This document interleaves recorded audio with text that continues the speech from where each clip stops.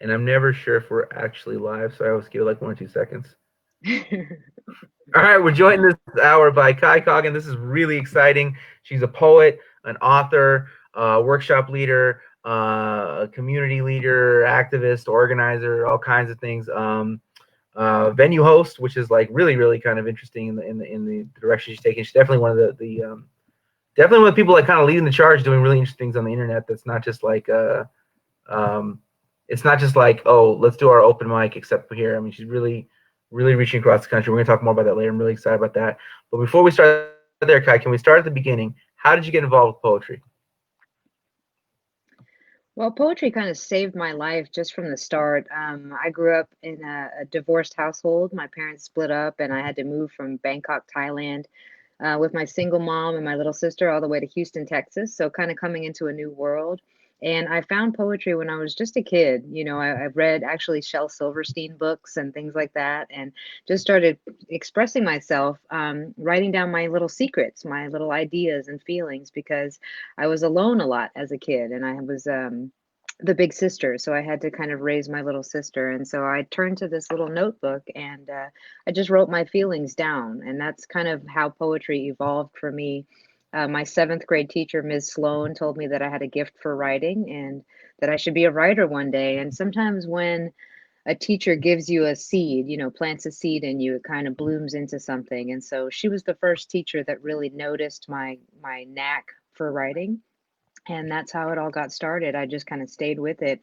I didn't even know that I was really writing poetry, until I was more of a teenager. And a lot of it was just to help me deal with the different traumas that I overcame as a kid. Having a single mom, living in poverty, being in a pretty bad neighborhood and having to grow up with gangs and drugs and all that stuff all around. Also, growing up as being in the closet as a lesbian. So that was also really hard for me. So all these like unrequited love poems for the young women and girls that I fell in love with in school, that's kind of how it all happened, writing these love poems as a kid. And so it stuck with me. And I went to school at Texas A&M University, which was kind of the opposite of my persona. I was a really free-spirited person and really liberal thinking and stuff. And I went into this military school and joined the Corps of Cadets. And so that kind of stripped me of my personality and my freedom and stuff. And again, it was poetry that kept me afloat. It was like a life raft while the military was trying to sort of brainwash all of that spirit and life and beauty out of me. So for most of my life, poetry has been the thing that I have clung to that sort of kept me alive and helped me process all the different things that I've been through and experiences. And so now I use poetry to help other people process those things, to help young people process those things. So it's always been there. It's kind of been just my best friend, my confidant forever. So Yeah. that's how it got started. It's evolved through the years for sure, but So prior to getting published and prior to like being recognized nationally for your work, you were actually involved in teaching. I was. Well, when I graduated from college with a degree in poetry and creative writing, I was like, well, what the hell do I do now? You don't really know how to actually turn that degree of poetry into a career. And so I got my emergency teacher certification and I started teaching high school. And I went back into the hood that I grew up in, the neighborhood, the school district, A-Leaf Independent School District in Southwest Houston, and it's 98% Black and Hispanic, 2% Asian, and then like a couple of white kids.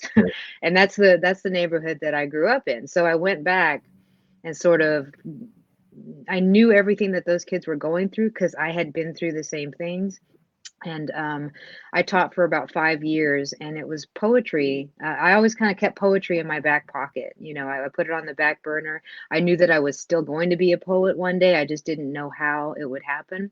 And I had this experience with poetry in the classroom with my sophomores that really just propelled it all back into the forefront of my life. And that had to do with the famous poet Sandra Cisneros.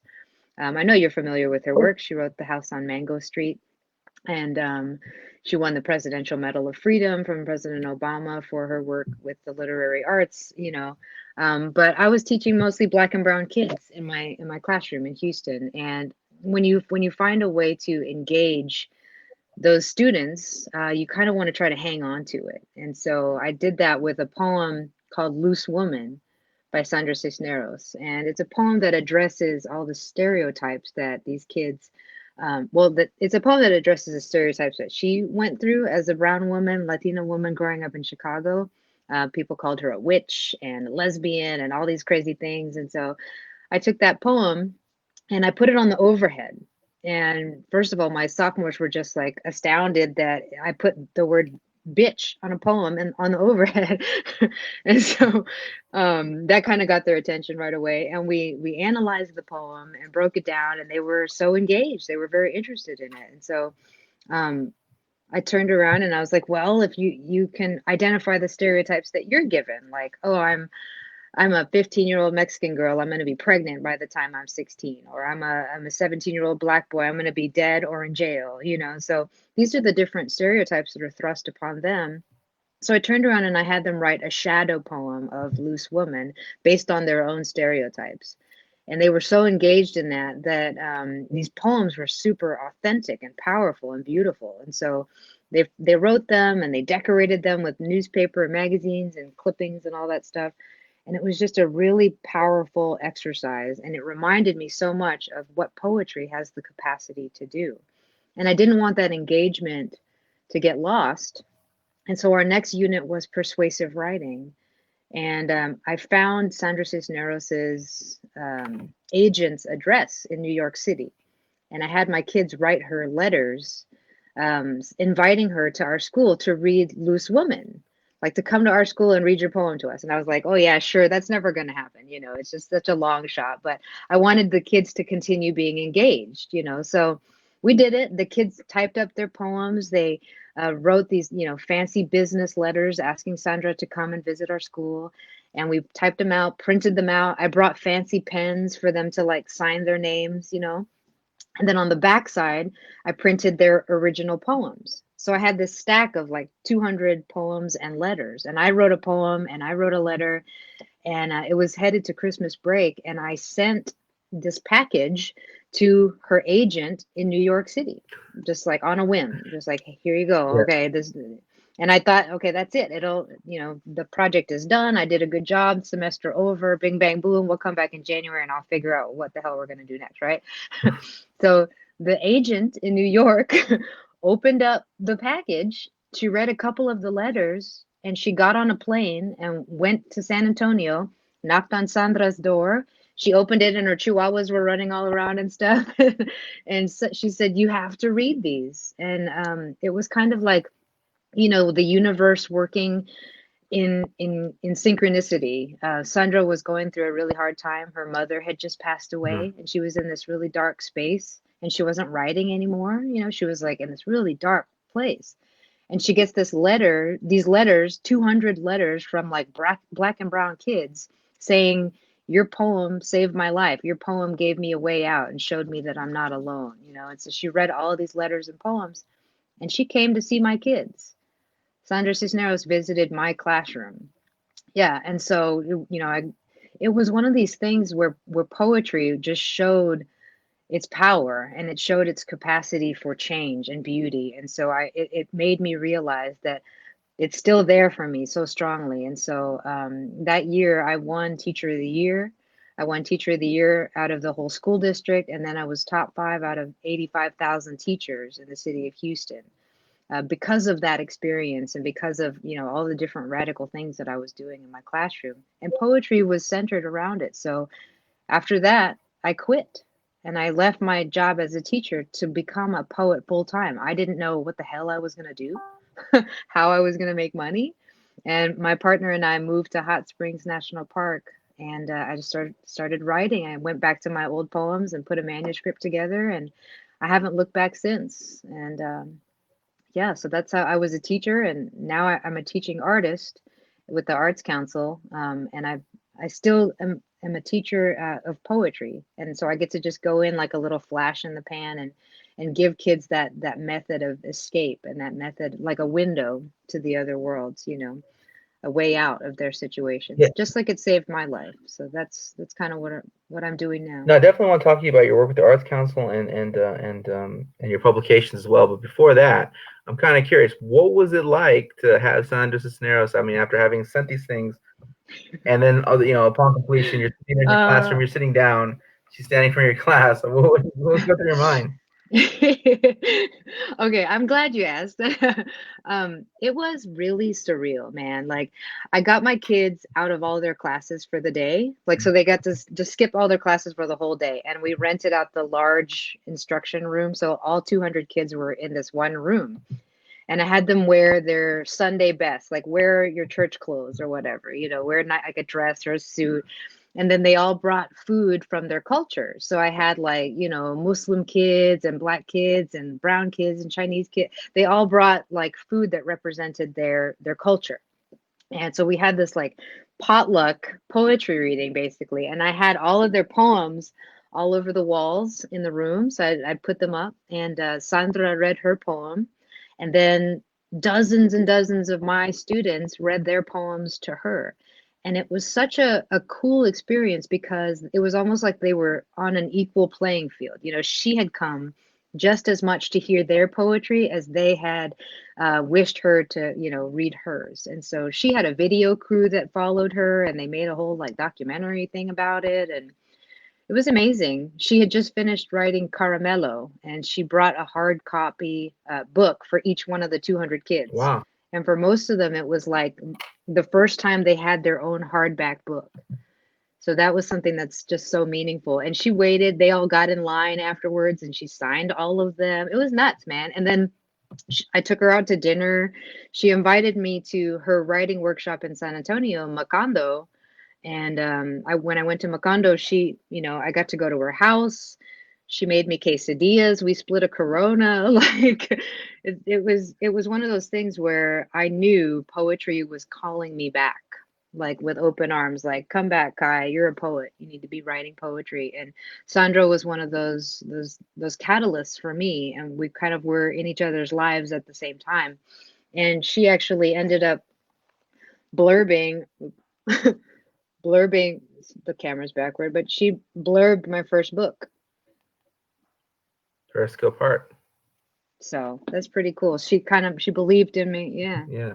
She wrote the blurb for my first book. So that's how it happened. And even 10 years later, so I talked to some of my kids still on Facebook, and they're like, Miss, that was one of the most important moments of my whole life, to see that their voice brought this internationally acclaimed author just to talk to them was such a big deal. And so now it's kind of interesting because here in Arkansas, I am in the role of what Sandra was to my kids. I get to go to classrooms all over the state here as this famous poet and go into the classrooms and teach poetry to the kids here. So it's kind of like this beautiful evolution that's happened as a result of poetry. So yeah, it's pretty awesome. Pretty awesome. So like when you were teaching out in Houston, a lot of what we're trying to do here is preserve kind of the oral histories of presses and venues, etc. Mm. Were you sharing your poetry in Houston when you were while you were teaching, like in the open reading type circles there? No, I was not. So I taught from 2000. I went to a couple of open mics in downtown Houston. There was a place called, man, I don't even remember what it was called.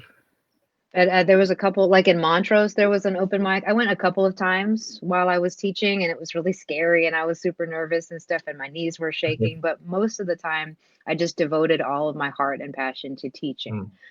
When you have a poet's heart, like from the start, it never goes away, even if you're not writing. So I have a poet's heart, Yeah. and I navigate the world as a poet. So I notice things, I look closely at things, and even when I was teaching, I would use that poetry lens in everything that I would do. So like when we read Lord of the Flies, I took my kids outside and we had drum circles, and I chased them with spears, and I was that kind of a radical teacher. I know. Yeah. I built a balcony in my classroom for Romeo and Juliet, Wow. and we acted it out with lighting and meter stick swords, and I made it fun. But that's because I'm a poet, Yeah. I like to bring things to life and not just the page, it's about your heart. And so that's kind of what's been directing me. So I taught high school English from 2004 to 2009 for 5 years. Um, and then I retired from teaching and I started working full time on my manuscript. And that manuscript was finally, I won a manuscript contest with Swimming with Elephants Publications in 2013, and the book was published in 2014. So that's when I really started going out there, is when my first book was published. That's when I first started going to Wednesday night poetry here in Hot Springs. And I just went my first time as as a poet, and it was hosted by a man named Chuck Dodson at the time. But it was started by a man named Bud Kenny. And over the years, Bud Kenny became like a mentor to me. He was a poet and a writer on his own right. He walked across the country with a mule doing these like vagabond poetry readings in the back of a wagon in these small towns. So there's a super cool oral history about him as well. Um, but do you want to get into that now, or Yeah, what do we you can want to? we can get into the mat. Before we do that, I'm kind of interested in talking a little bit about or asking about your experience with Swimming with Elephants Press. We had the opportunity to talk to Jessica Helen Lopez and Mercedes Holtree, and I think someone else has been published with the press. So can you tell us a little about Swimming with Elephants? Absolutely. Well, Katrina I call her my elephant mama, even though I'm older than her, because she was such a nurturing and welcoming editor. And she helped me, with my first book. She gave me the freedom to organize it the way that I wanted, and I was able to submit the cover art that I wanted. And so it was such a blessing for me to be able to have an editor that worked side by side with me in creating a work of art that I was proud to offer to the world. And that was my first book, so that's such a meaningful thing. So many times people win chapbook contests or whatever, and it's like, okay, we'll publish you and your book will come out in 2 years, and we'll let you know how it's going to be formatted and what the cover art will be and whatever. But with Katrina and the whole Swimming with Elephants Publications family, like it was a partnership, and I feel I will always be so thankful for that partnership from the beginning, that like she walked me through the whole thing. And I'm very particular. I'm a perfectionist, and so like any changes that I wanted to make, and like line by line, she was right there and super supportive and continues to be. I mean, and this book came out 5 years ago, and she still promotes me. She still like shines a light on me, puts me out on their website, makes little memes and stuff about my poems. And so I'm just really honored still to call her a friend. And it's interesting, like how timing works. Tomorrow at Wednesday Night Poetry, Jessica Helen Lopez is featuring, and Katrina is going to be also a part of the open mic. So Oh, there you go. that's really cool. That is really They're cool. both going to be a part of it. Yeah. Yeah. Yeah. Um, yeah. So So can you tell us about? Is there any way you can share a poem from Periscope Art? Sure. Yeah. So Periscope part. Let's see.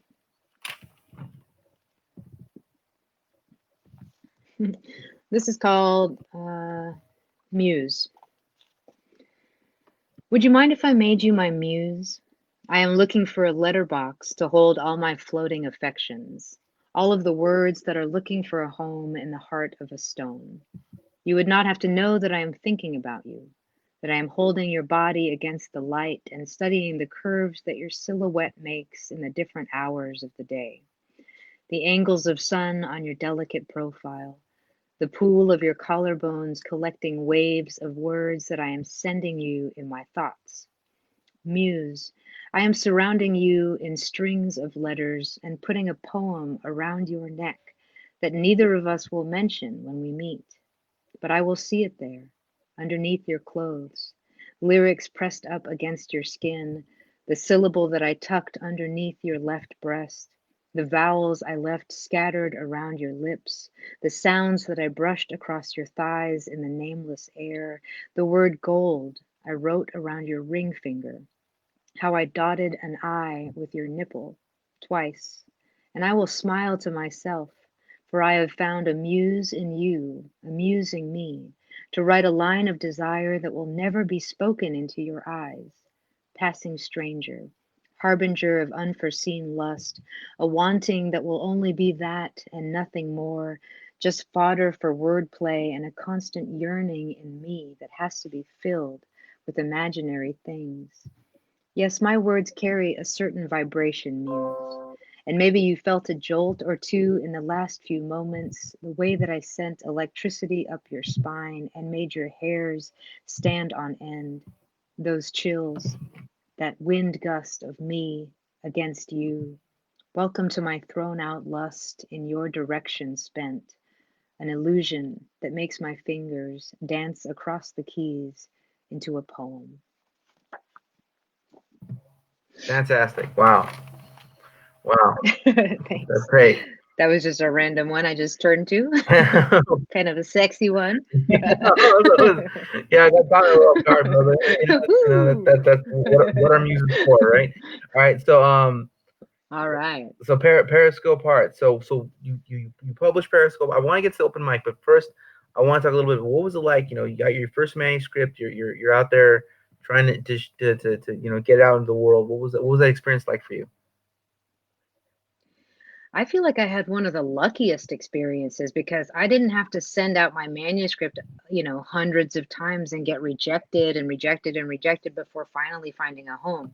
This was literally the first place I sent my manuscript into this Yeah. contest. And I was just like, I don't know if I'll win, but I'm just going to try my luck at it. Yeah. I'm just going to try and do my best. So I sent it to their contest, their manuscript contest. And a couple months down the road, like I literally got a phone call from Katrina, and she's like, I just want you to know that you are our winner and we would like to publish your book. And I remember the shock. I remember screaming. I was out in my front yard and I just screamed. I ran around and screamed, and I couldn't believe that it had finally happened, that I was going to have a book out into the world. And so it was it's been a beautiful thing. I feel like I've been sort of carried on the wings of angels or something the whole time through this whole publication process for me. All three of my books have had these really divine, manifestations, the way that they came into being. So I feel very blessed. I feel very carried and held by the poetry community and the poetry gods out there that are, in charge of putting these books out in whatever form they are.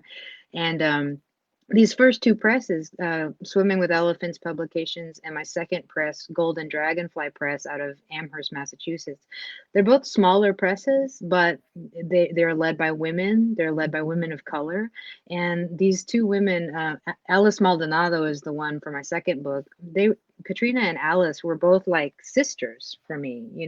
Again, Alice helped me just in every way possible, helped me get my second book out into the world.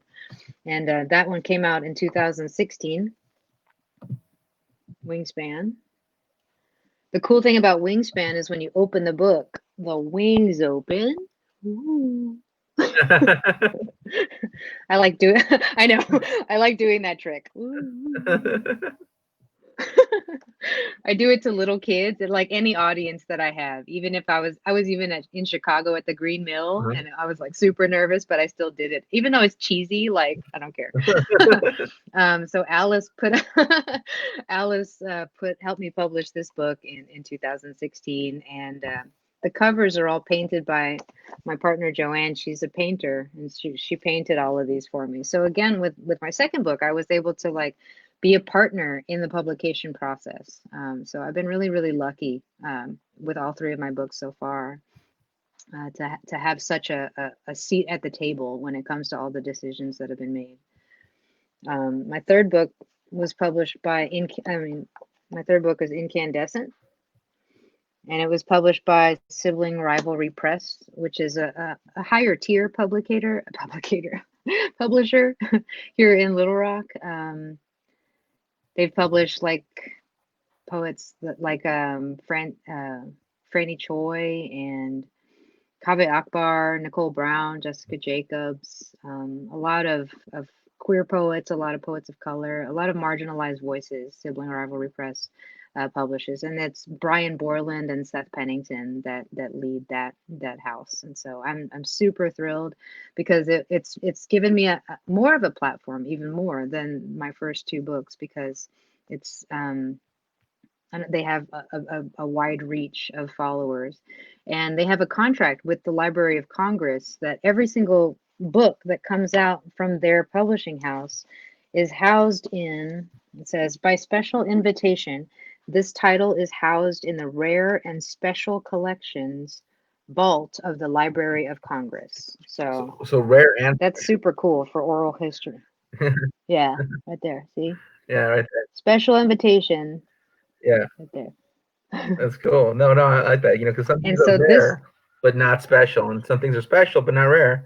But this is rare and special. but these are going, for historical That's really purposes. Like I wrote this book in 2016, and a lot of the poems in here are about Trump and about, just his lack of humanity and the shit that he's done to our country and what he did during the election and how he said grab women by the pussy and all of these awful things I put into poems in this book. There's also poems about bluebirds and love poems and all that stuff too that are tied in this book. But yeah, that's in the Library of Congress forever. forever. So it's a historical, poetic record of his bullshit in some way. Let it be known. But as the title as the title incandescent suggests, I try to bring light to any situation. I try to bring light and beauty to any situation. And this was a difficult time and continues to be. It continues to get even worse since he's been in office. And so this book, it talks about that. It talks about his lack of humanity for sure in a poetic form. So Yeah. those are my 3 books so far, and I'm working on my 4th one. Wow. So we're looking at publications in 2014, 2016, 2017, and 2019. You're very prolific. You just back to back to back. Yeah, in 2017, yeah. 2017, I put out a spoken word album called Silhouette. So that wasn't a book, but I produced my own spoken word album. Okay. Well, a collection of sorts. Yeah, absolutely, absolutely, yeah. Yeah. In a very, very short period of time. Or in a very concentrated period of time. I mean, obviously, it's been gestating in your mind for a while, but I mean that's really admirable. I mean, just how productive you've been. Thank you. Can you read us a Yeah, I've been working. Yeah, no. I mean, that's what I mean. You know me. I mean, it's just, I believe in that. Can you share us a poem from Wingspan? Sure. Let's see. I don't have anything bookmarked or anything, so I'm just gonna turn one. Okay. This poem, like I said, this was in 2016, and so there was a lot of police brutality that was happening, and young Black boys across America were getting, and still are getting, their lives cut short. Yeah. And so this poem is called "Every Black Boy is a Lion." Cecil the African lion was hunted and killed in Zimbabwe in July 2015. The whole world was outraged. Every Black boy is a lion, cub, young little brave thing, not quite the intrepid predator, clumsy with unknowing, thick paws tell what he will become. King, heavy prints that his legacy makes in the heat of the Sahara, or the sidewalk, or the cracked asphalt of inner city whatever. And someone will find fault in him, always a trophy hunter with a badge, waiting for nightfall. Every mama lion knows the taste of tears, licks the scruff and tough mane of her juvenile Black boy lion, teaches him to growl without showing his teeth, teaches him the smell of his own blood, teaches him that pride has many meanings and each one can get him killed. Every Black boy is a lion, a lineage of power stripped from grace. If you haven't seen that resilience, look a lion in the face. Another mother crying, the safari is the streets. If you don't think they're being hunted, who are those people in white hooded sheets? So yeah, no, definitely, and it's going on today. It's going on even amidst the COVID crisis. Absolutely, yeah. Black Lives Matter. It doesn't stop. Can you tell us a little bit about working with Dragonfly? What that was like, or what it's been? Absolutely. The sort of the same experience as with Katrina. Alice Maldonado out of Amherst, Massachusetts, is a small publishing press, but she works very much with spirit and heart and just creating a beautiful product that both the poet and the publisher can be proud of. And so she made a book trailer for me, and that was the first time I had a book trailer, so that was pretty exciting. Did a lot of work with publishing and promoting the book, put me out on Goodreads for the first time, and got a lot of reviewers. And so she's just a very hardworking woman, a woman of color, that is just doing this basically to uplift voices and to allow space for poets to publish their work. And so this wasn't a contest per se. It was just sort of an agreement, and she loved my work and contacted me and wanted to publish my second book. And Wingspan is a very thick book, and that's something that's not very common in a poetry collection. This it's almost 200 pages. Wingspan. It's a really thick poetry book. Normally, poetry collections are 100 pages, close to 100 pages, and so the variety of poems in this collection again are they go into the political, into the personal. There's love poems, there's poems about body image, there's poems about family, there's poems about a myriad of things, lots of nature poems. There's always a thread of nature and love in everything that I do, and that's the work that I like to highlight. But as an activist and as a woman with a platform, I feel it's also very, very important to, give power to the voices that are unheard and the people that don't have a platform. So I always use my platform for highlighting, marginalized or quieted or hushed voices and experiences. So Yeah. Wingspan definitely does that, as all of my work does. I think that's our responsibility as artists to do that. And I know that you do that as well, Matt. Thanks. Appreciate that. And yeah, Can we hear a poem from Incandescent? yes. I'm going to share the title poem with you. Incandescent. It's the first poem in the book. Everything in me is a volcano. Everything in me is a blazing new sun. Everything in me is a conflagration of words. Everything in me is a color that makes up wildfire. Everything in me is a phoenix wing ablaze. Everything in me is a heart's inferno. Everything in me is a lucent moon, glowing, growing, giving off light, light, light, in whatever form I can.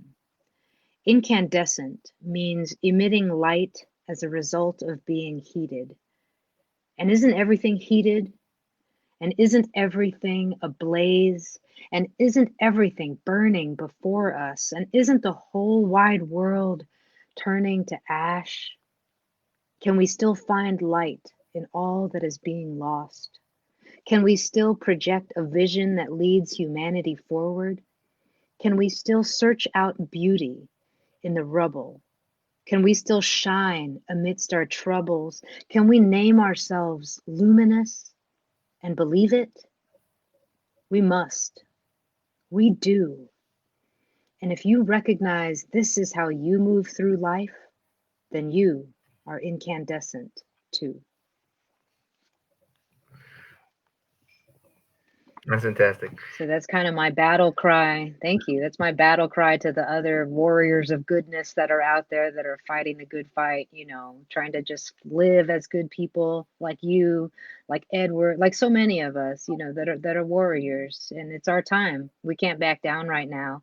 Things are bad and it's really dark, and darkness and bad people and greedy people and corporations, and they're doing bad things and they're taking over and their power is getting strong. But we have to stand up together as warriors of goodness and light, and shine and outshine all of this evil that's going on. So that's just my battle cry. Hell yeah. Yeah. Yeah.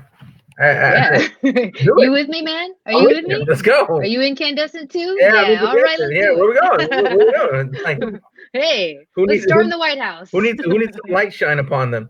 All right. Yeah. So I've got it, man. no, it's fantastic. So let's so tell me about it. You began to talk about the venue and then your involvement with the Wednesday open mic. Can you tell us a little bit about the history of that open mic?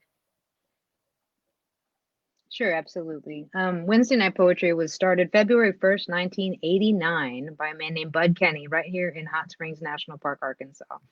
And since that day, we have actually never missed a single Wednesday in 1,633 weeks in a row. So it is the longest running consecutive weekly open mic series in the country, perhaps the world at this point. And so that legacy is just something that we're really, really proud of. So during even floods and snowstorms and hurricanes and stuff, even when the city was shut down with a blackout, there was still poets that met on the street in front of the venue. And, one man read a love poem to his wife under the moonlight during a blackout. And just so that we could say that we never missed a week. And I took, there's been 14 different venues, a slew of different hosts throughout these 31 years. And I started going in 2015, like I said, after Periscope Heart was published. And it gave me this place to like want to write a new poem every week.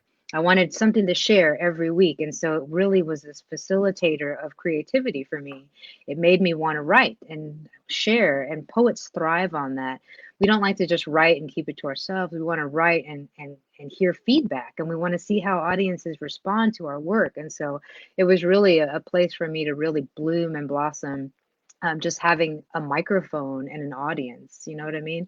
I loved being in front of people as a teacher, and so as a poet, that was something different. But I'm still very comfortable in front of audiences, and so I wasn't at first, but I've grown to be really comfortable.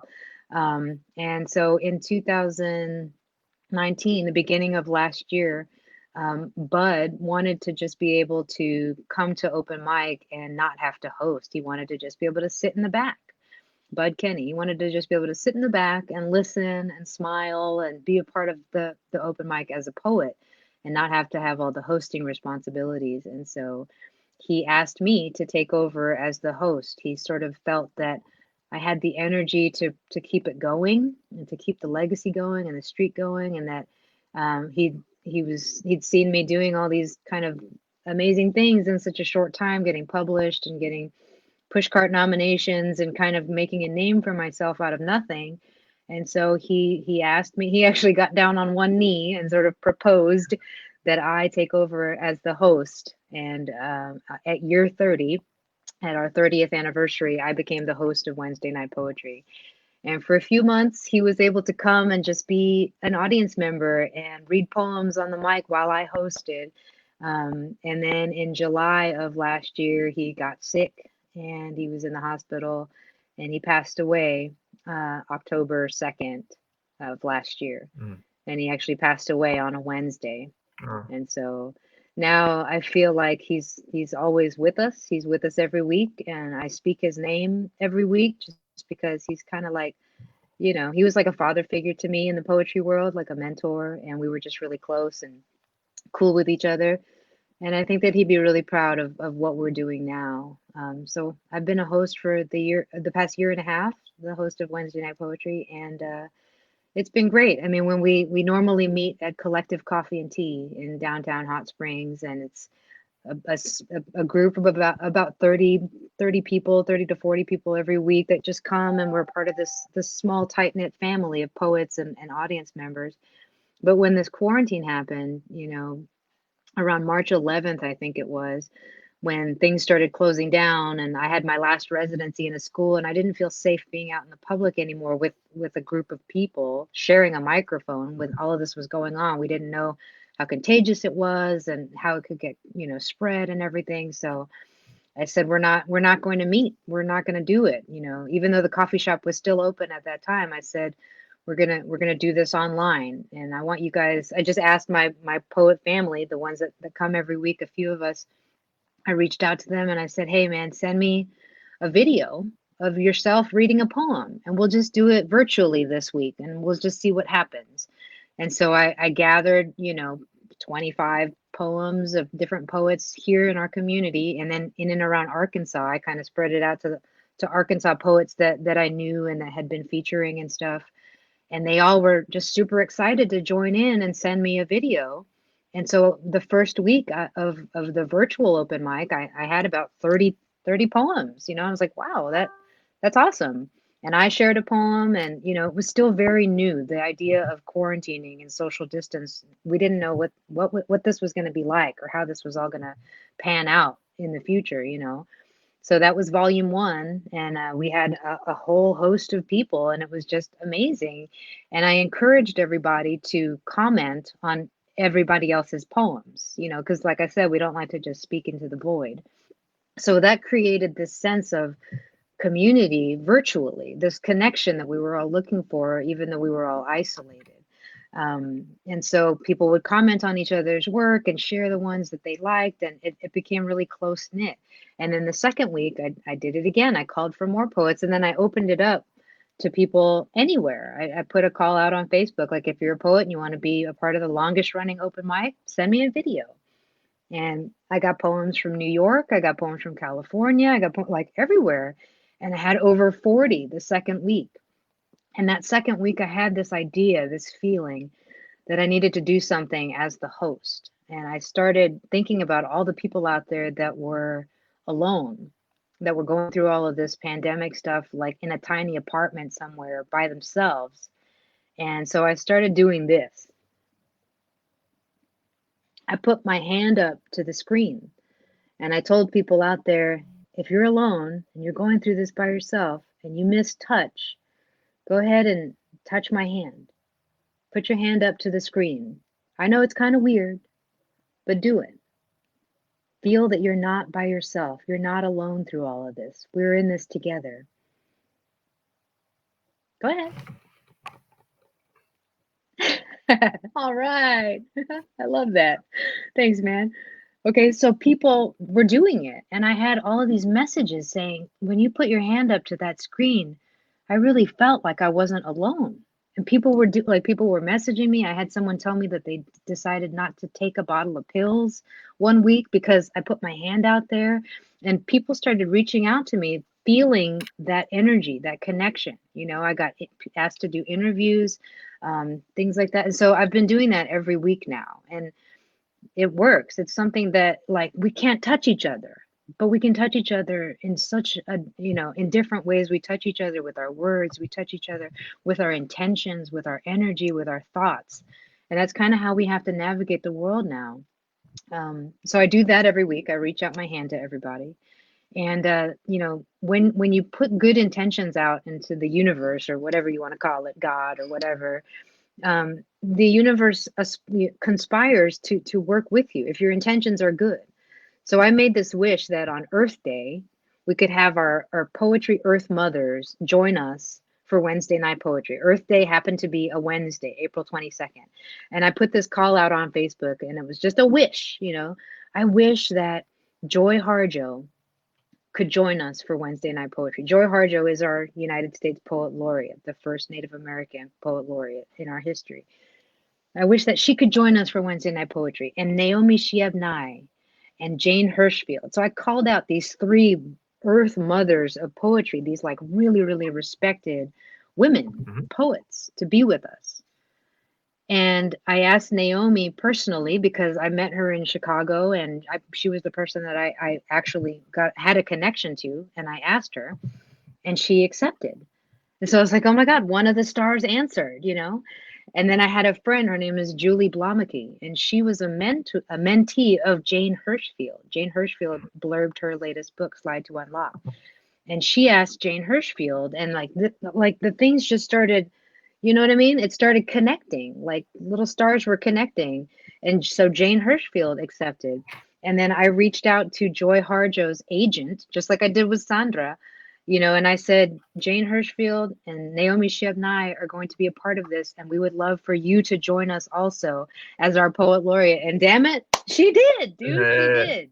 Like, her agent, yeah, and it came together, and we had these three powerhouses join us on Earth Day. And that's one of those things that's like, I will never forget that. like the power of intention and poetry and just putting that out there, what it did for our community. And it just validated the importance of what we're doing and what we're connecting with this little Wednesday night poetry community. So it was just amazing that happened. And, tomorrow night we're going to have, we have 5 amazing poets that are featuring. And when I say feature, it's just those 5 videos that show up on the screen when I post, and then all the other poets are behind that. So there's going to be probably 40 poets, but the 5 that are up on the screen on Facebook are going to be Beth Ann Fennelly tomorrow, the Mississippi Poet Laureate, Jessica Helen Lopez, Albuquerque Poet Laureate, Melissa Studdard, and Kelly Agodon. I'm not sure how to pronounce her last name, Kelly Agodon, and then Christopher Poindexter, who's like an Instagram poetry icon. They're going to be our features tomorrow. So, it's interesting how we are connected even more in this virtual space than we were in a physical space. Because if I were to invite Joy Harjo to come to the coffee shop, it would have been like, no thanks, or it just wouldn't have happened. But in this time that there's such a great need for connection and for community, it's like that went out into space and was answered, as opposed to if we were just in our physical space. So that's just the kind of cool stuff that's happening right now. Yeah, definitely. I mean, like, for me, I mean, doing these interviews, I had a like I've worked a lot with Luis Rodriguez, so I probably would have had access to him. I mean, I have access. I mean, like I can ask if the project's cool, I can get Luis to work with me. Urea, a little less so, right on. But I could get Urea. But like Luis Alfaro, that guy doesn't know me.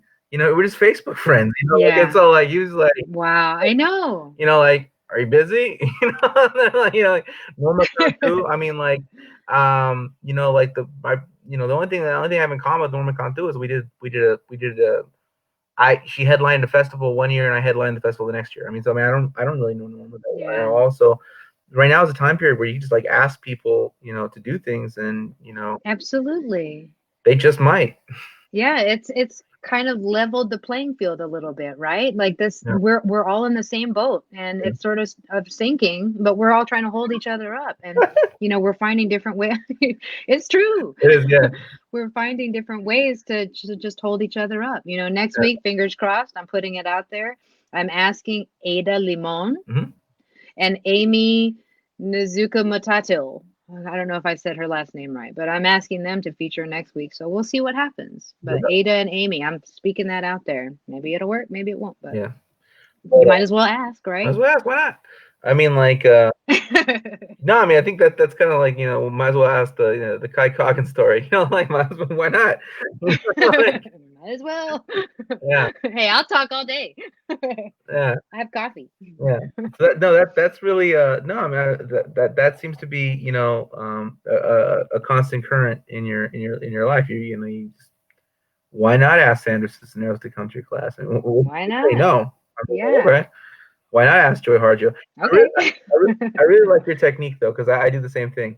Whereas like you get like I get these other 2 big names to agree. Now I'm gonna use their name to get the 3rd person to agree. Right.